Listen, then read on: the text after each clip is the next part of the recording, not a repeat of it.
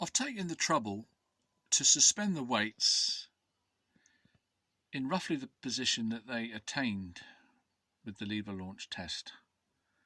There's nothing duplicitous, Gary, about this.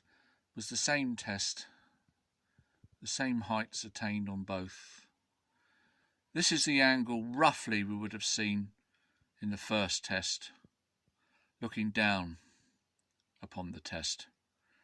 And you can compare the half mass roughly where it is compared to the second. Things have changed because I dismantled everything, so the shadows and that are not the same, blah blah blah.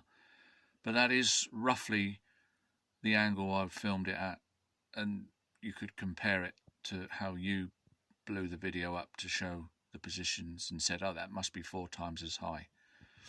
If I back off slowly, you'll see how I then film the second test, and nothing's moving. Now you've got the whole scene, and it was down a bit lower, and I'd zoom the camera in a bit,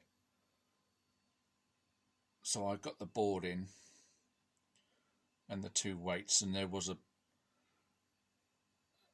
eventually there was another board behind with a scale on, and that's how it looks from that angle roughly.